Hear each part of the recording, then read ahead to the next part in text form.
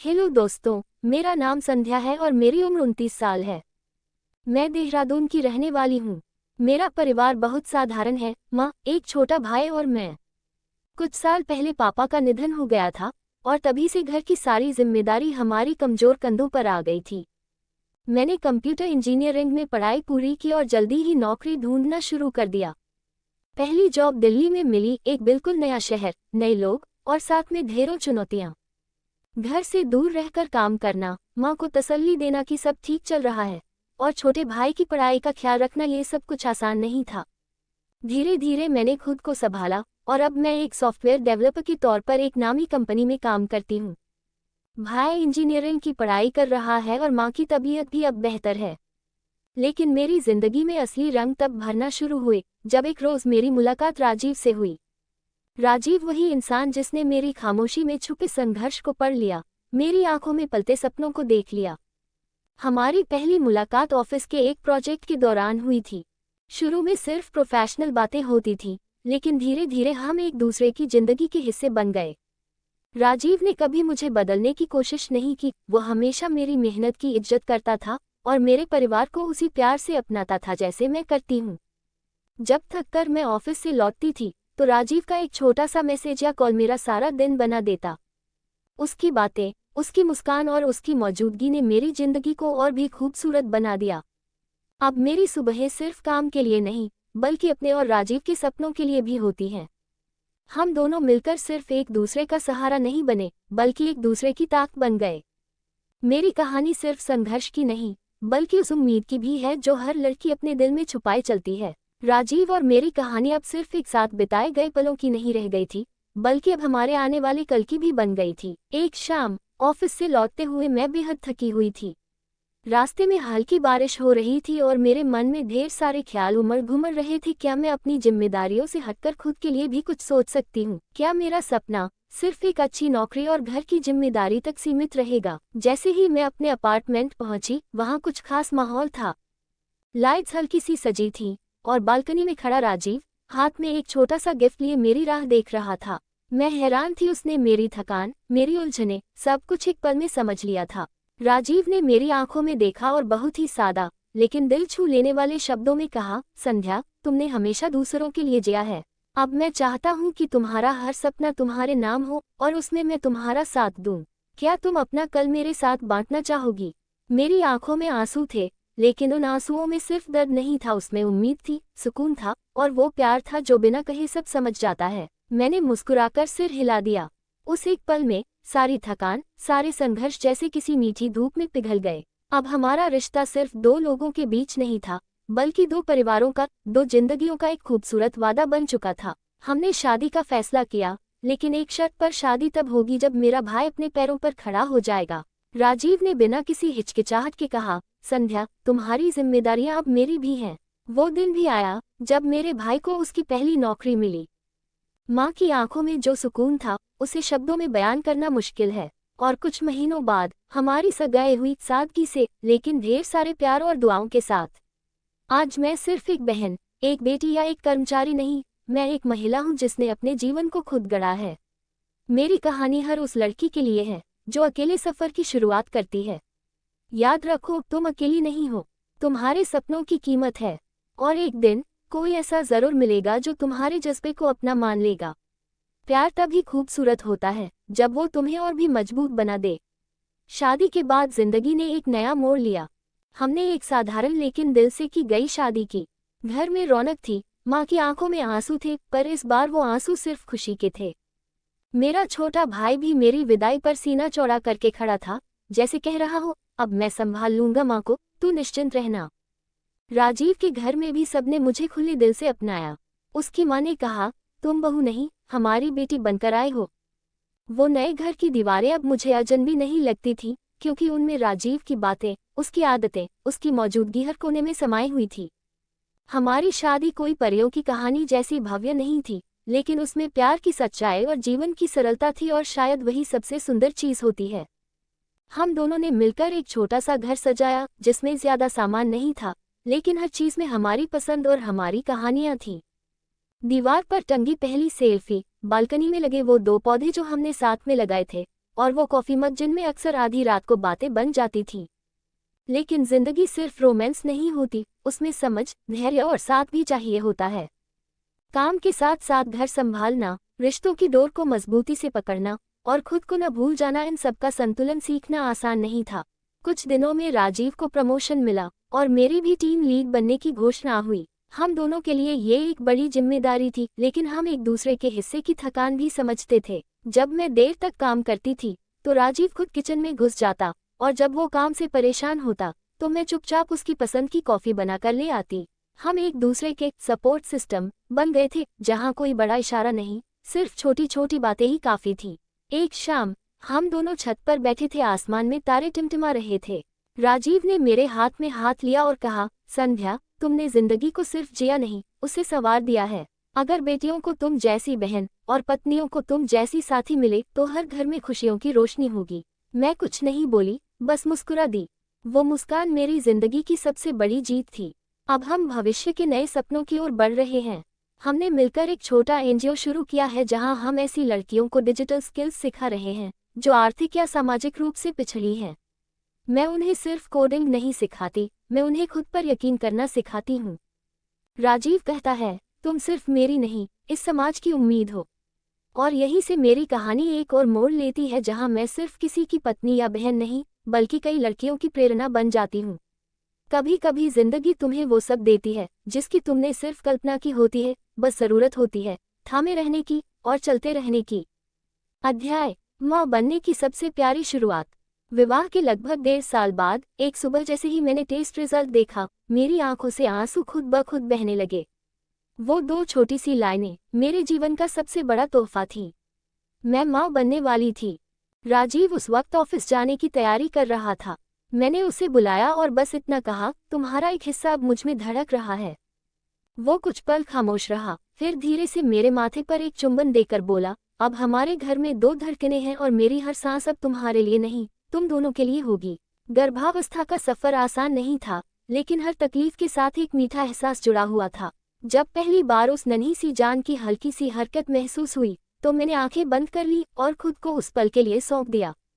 राजीव ने मेरी हर जरूरत का ध्यान रखा, चाहे आधी रात को अचानक मेरे अचार खाने का मन हो या सुबह सुबह डॉक्टर के चेकअप के लिए जाना हो, वो हर वक्त मेरे साथ खड़ा रहा। एक महिला जब माँ बनती है तो वो सिर्फ शारीरिक रूप से नहीं बदलती, उसकी आत्मा भी एक नए रंग में रंग जाती है। बेटी का जन्म, एक नई रोशनी का आगमन। फिर वो दिन आया जैसे ही डॉक्टर ने कहा, बधाई हो, बेटी हुई है। मेरी आंखों में वो चमक आ गई जो शायद मेरी माँ की आंखों में मेरे जन्म पर रही होगी। मैंने जैसे ही अपनी नन्ही सी परी को गोद में लिया, उसका छोटा सा चेहरा और अंगूठा जो मेरी उंगली थामे था, उसने जैसे मेरा पूरा वजूद थाम लिया। राजीव की आंखें भीगी थीं। उसने कहा, हमारी जिंदगी अब पूरी हो गई। हमने उसका नाम रखा आरुषि, जिसका मतलब है सुबह की पहली किरण। और सच में वो हमारी जिंदगी की सबसे सुनहरी सुबह थी। माँ और प्रोफेशनल दोनों का संतुलन। आरुषि के आने के बाद मेरी जिंदगी बदल गई, लेकिन मैंने अपने प्रोफेशन से दूरी नहीं बनाई। मैंने घर से काम करना शुरू किया। कभी गोद में आरुषि होती तो कभी लैपटॉप गोद में, लेकिन दोनों को संभालना अब मेरी नई पहचान बन गया था। राजीव ने मेरी इस कोशिश को सिर्फ सराहा नहीं, बल्कि उसमें भागीदारी भी निभाई।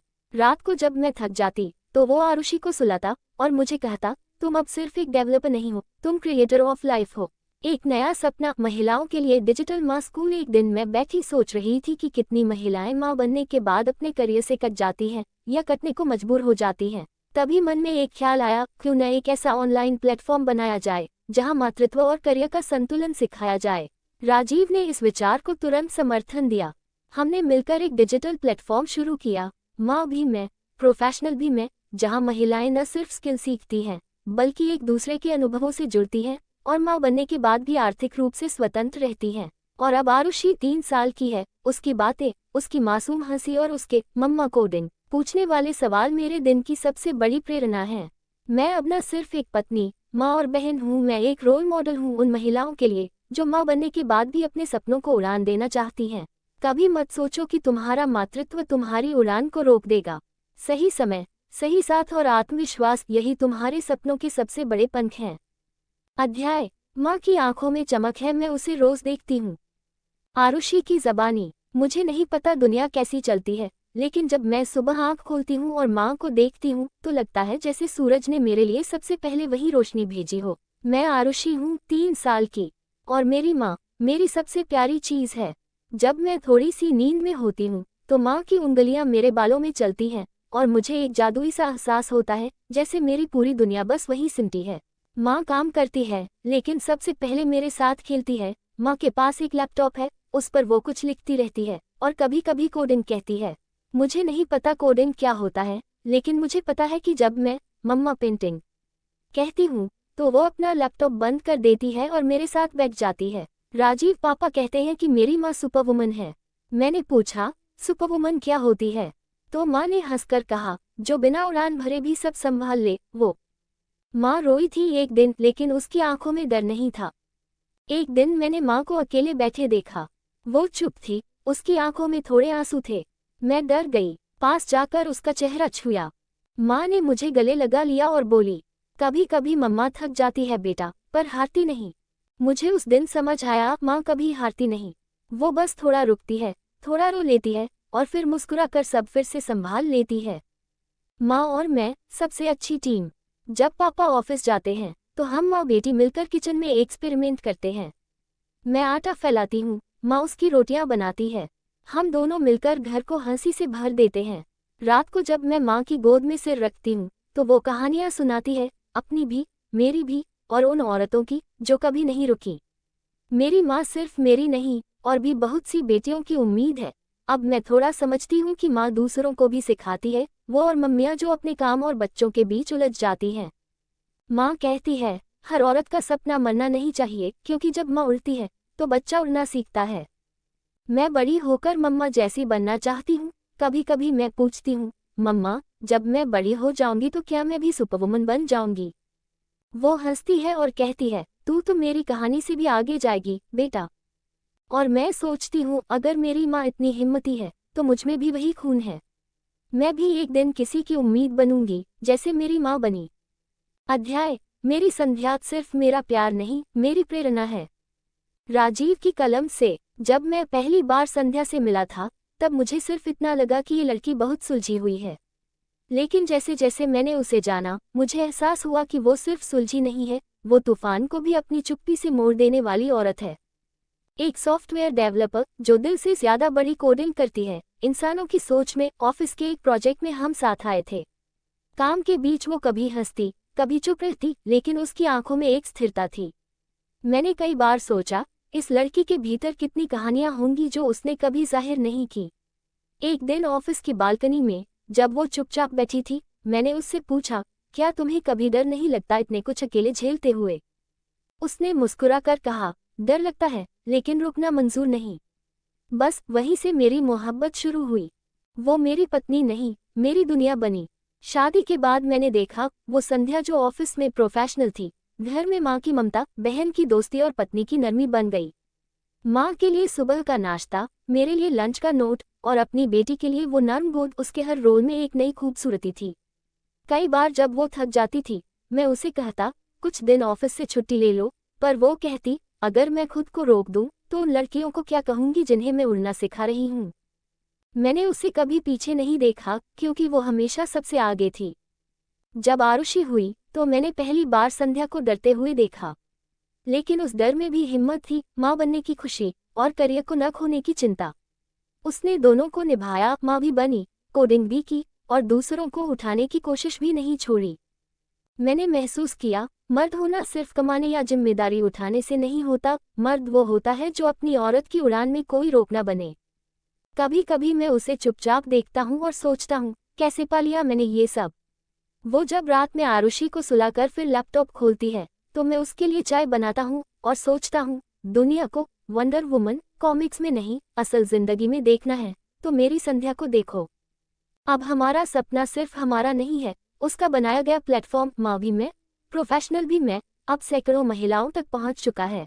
और हर बार जब वो किसी और महिला को काम सिखाती है, उसका आत्मविश्वास बढ़ाती है, मैं उसके और करीब आ जाता हूँ, क्योंकि मुझे गर्व है, मैं उस औरत का पति हूँ जो दूसरों की जिंदगी में रोशनी बन चुकी है। मैं उससे कहता हूँ, तुम मेरी कहानी की नायिका नहीं हो, तुम मेरी कहानी हो। और अब जब हम तीनों, मैं, संध्या और आरुषि, एक साथ बैठते हैं तो तो लगता है जिंदगी पूरी है। संध्या जब आरुषि को कहती है, बेटा डरना नहीं कभी, तो मुझे यकीन हो जाता है कि मेरी बेटी एक मजबूत दुनिया में बड़ी हो रही है, क्योंकि उसकी माँ संध्या है। संध्या सिर्फ एक नाम नहीं, वो एक उदाहरण है उस हर स्त्री के लिए जो घर, परिवार, सपने और समाज सब कुछ एक साथ निभाना चाहती है। अंतिम अध्याय। हम फिर वही हो गए, थोड़ा पुराने लेकिन फिर भी बिल्कुल नए। एक शाम, एक बारिश और दो दिल फिर करीब। वो जून की एक शाम थी। बारिश धीमे धीमे गिर रही थी और खिड़की के शीशे पर पानी की बूंदें फिसलती जा रही थी, जैसे वक्त खुद भी थोड़ी देर रुककर हमारे साथ बैठ गया हो। आरुषि अपनी नानी के घर गई हुई थी। घर पहली बार कुछ खाली सा लगा, लेकिन उस खालीपन में कुछ खास भी था, जैसे हमें एक बार फिर से एक दूसरे को महसूस करने का मौका मिल गया हो। कई साल बीत गए थे, लेकिन वो नजरों का जादू अब भी वैसा ही था। मैं किचन में थी और राजीव चुपचाप मेरी पीठ के पीछे आकर खड़ा हो गया। उसने धीरे से मेरी कमर में हाथ डाला और बस वही एक लंबा सन्नाटा था। ना कोई शब्द, ना कोई शोर, सिर्फ दो दिलों की धड़कनें और बारिश की रुमझुम। संध्या, उसने कहा, तू पहले जैसी अब नहीं रही। मैं थोड़ा मुस्कुराई, हल्के से पलट कर देखा। बिल्कुल, अब मैं थोड़ी माँ हूँ, थोड़ी थकी हूँ, थोड़ी व्यस्त हूँ। राजीव ने मेरी थोड़ी ऊपर की और धीरे से बोला, और पूरी की पूरी मेरी हूँ। हमने फिर वही पुरानी प्लेलिस्ट चलाई। बैठक में रखे स्पीकर से लता मंगेशकर की आवाज आए, लग जा गले कि फिर ये हंसी रात हो न हो। राजीव ने हाथ आगे बढ़ाया, जैसे कॉलेज के दिनों में किया करता था, बिना कहे, बस आंखों से पूछते हुए। मैंने हंसते हुए अपना हाथ उसके हाथ में रख दिया और उस छोटे से फ्लैट की छोटी सी बैठक एक बार फिर हमारा डांस फ्लो बन गई। वो नाच नहीं रहा था, मैं भी नहीं, हम सिर्फ एक दूसरे में ढल रहे थे, जैसे प्यार फिर से जवां हो गया हो। उसने मुझे फिर से प्रपोज किया, पर इस बार कुछ बदला हुआ था। डांस के बाद राजीव ने जेब से एक छोटा सा डिब्बा निकाला। मैं चौंकी, अब क्या? हमारी शादी को 5 साल हो गए राजीव। हाँ, पर मैं फिर से तुम्हें मांगना चाहता हूँ, इस बार सिर्फ पत्नी नहीं, उस लड़की को भी जिसे मैंने पहली बार ऑफिस की बालकनी में देखा था। मैं चाहता हूँ कि फिर से एक नई शुरुआत करें, जैसे हम आज मिले हैं। मेरी आंखों में आंसू थे, वो थकावट नहीं थी, वो कोई चिंता नहीं थी, वो सिर्फ प्यार था, जिसे सालों बाद एक और बार महसूस किया गया था। मैंने बिना कुछ कहे उसका हाथ थाम लिया और एक चुप हाँ हमारी आंखों के बीच बिखर गया। कुछ प्यार उम्र के साथ फीका नहीं होता, वो परिपक्व होता है और गहराई में उतरता है। हम दोनों उस रात फिर से पास आ गए, शारीरिक रूप से नहीं, बल्कि आत्मिक रूप से। वो जो बीच में रोजमर्रा की जिम्मेदारियों, काम और थकानों में थोड़ा खो गया था, आज फिर से पूरी तरह से हमारा हो गया।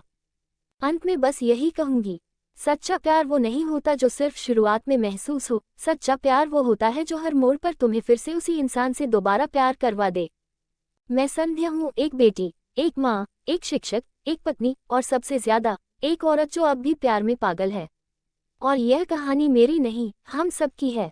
निर्णय कंक्लूजन। संध्या और राजीव की यह कहानी सिर्फ एक प्रेम कहानी नहीं है, यह एक आत्मनिर्भर स्त्री की यात्रा है, जिसमें संघर्ष है, सपने हैं, जिम्मेदारियां हैं और फिर भी हर मोड़ पर प्रेम की गहराई है। जहां संध्या ने पिता की गैरमौजूदगी में घर संभाला, वहीं राजीव ने उसकी मजबूती को देखा और उसमें अपना संसार ढूंढा। माँ बनने से लेकर समाज को बदलने के छोटे प्रयासों तक, संध्या ने हर भूमिका को पूरी ईमानदारी से निभाया। और अंत में जब जिंदगी एक लय में चलने लगी, तभी उन्होंने एक दूसरे की ओर फिर से देखा, इस बार कुछ ज्यादा समझदारी, गहराई और रोमांस के साथ। उनका रिश्ता बदलता नहीं, निखरता है। ये कहानी यह सिखाती है कि प्रेम अगर सच्चा हो तो वो समय के साथ पुराना नहीं पड़ता, वो और गहरा और अपना हो जाता है। सारांश समरी। मुख्य पात्र संध्या, एक साधारण परिवार से आए, जिम्मेदार, आत्मनिर्भर, सॉफ्टवेयर इंजीनियर, माँ और समाज को दिशा देने वाली महिला। राजीव, संवेदनशील, समझदार और सहयोगी पति, जो संध्या की ताकत को उसकी खूबसूरती मानता है। आरुषि, संध्या और राजीव की बेटी, जो अपनी माँ को हीरो की तरह देखती है। मुख्य घटनाएं: पिताजी के देहांत के बाद संध्या का परिवार को संभालना, पढ़ाई पूरी कर नौकरी करना और अपने भाई की पढ़ाई जारी रखना, राजीव से मुलाकात और एक गहरे संबंध की शुरुआत, शादी, मातृत्व और करियर का संतुलन, महिलाओं के लिए एक डिजिटल प्लेटफॉर्म शुरू करना, जीवन के उतार चढ़ावों के बाद एक रोमांटिक पुनर्मिलन। थीम्स: सशक्तिकरण, एम्पावरमेंट, प्रेम और साझेदारी, लव और पार्टनरशिप, समर्पण और संघर्ष, डेडिकेशन और स्ट्रगल, पुनः खोजा गया प्यार, रीडिस्कवर्ड रोमांस।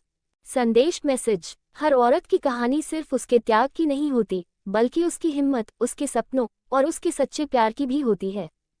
जब जिम्मेदारियां और सपने साथ चलें और रिश्तों में सम्मान हो, तभी सच्चा जीवन शुरू होता है। अगर आपको संध्या और राजीव की ये भावनात्मक और प्रेरणादायक प्रेम कहानी पसंद आए हो, तो लाइक करें, शेयर करें, कमेंट में बताएं आपकी सबसे पसंदीदा बात कौन सी थी, और ऐसी ही कहानियों के लिए चैनल को सब्सक्राइब करना न भूलें। आपका प्यार ही हमारी सबसे बड़ी प्रेरणा है। धन्यवाद।